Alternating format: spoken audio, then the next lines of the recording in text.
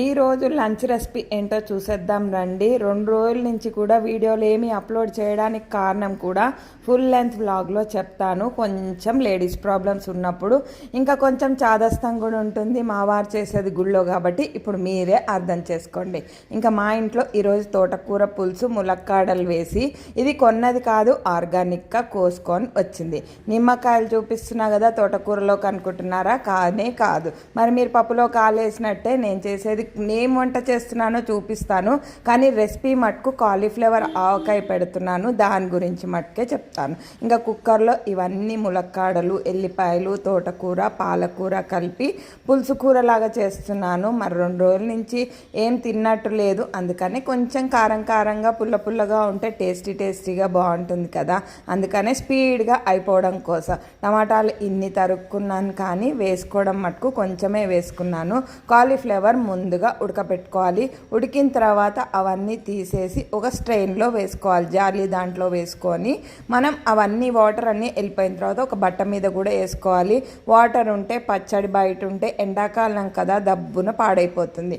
అంటే మీ పులుపుకు తగ్గట్టుగా నేను ఇక్కడ 3 నిమ్మకాయలు తీసుకున్నాను. తిరగమూత చల్లారాలి, అందుకనే ముందుగా అవి కలుపుకునే ముందు తిరగమూత వేసుకుంటున్నాను.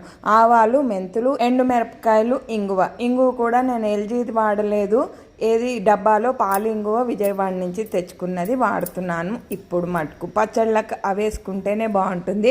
ఎండుమిరపకాయలు ఇంకొంచెం కావాలంటే వేసుకోవచ్చు. కంపల్సరీగా తిరగమూత నూనె చల్లారాలి, అప్పుడు మటుకు పచ్చళ్ళలో వేస్తే చేదనేది రాదు. కాలీఫ్లవర్ ఉడకపెట్టుకున్నాక బట్ట మీద కూడా వేసుకోవాలి. ఇలా ఫ్రై కూడా చేసుకోవచ్చు, ఫ్రై చేస్తే అంతగా బాగుండదు.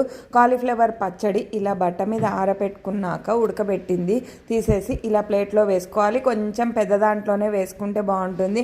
పసుపు, ఉప్పు, కారం, ఆవపిండి, మెంతిపిండి నేను వేయించి మిక్సీ పట్టుకున్నది ఆల్రెడీ నా దగ్గరే ఉంది. అది రీసెంట్గా నేను చేసుకున్నదే, పాతదైతే చాలా కాదు, మళ్ళీ టేస్ట్ అనేది బాగుండదు. ఆవాలు, మెంతిపిండి అప్పటికప్పుడు వేయించి చేసుకుంటే ఈ పచ్చడి బాగుంటుంది. ఇంకొకటి, నేను క్వాంటిటీ నాకు తెలుసు కాబట్టి నేను చూపిస్తున్న విధానంలోనే చేసుకోమనట్లేదు, మీరు క్వాంటిటీ తగ్గట్టుగా వేసుకోవచ్చు. ఇక్కడ 3 నిమ్మకాయలు వేసుకున్నాను. ఇవన్నీ అప్పటికప్పుడు చేసుకుంటేనే సూపర్ టేస్టీగా ఉంటుంది. ఇక్కడ నేను చేతితోటే పట్టుకున్నాను. తిరగమూత వేసుకున్నది చల్లారిపోయింది. ఈరోజు కాలీఫ్లవర్ ఆవకాయ ఈ తోటి సూపర్ టేస్టీగా ఉంది. మరి మీరు కూడా ఒకసారి ట్రై చేయండి. ఇంకా తోటకూర, పాలకూర కూడా చాలా హెల్త్కి మంచిది. ఐరన్ చాలా ఉంటుంది తోటకూర డైలీ తింటే. ఇంకా అన్నం కూడా రెడీ అయిపోయింది, మజ్జిగ.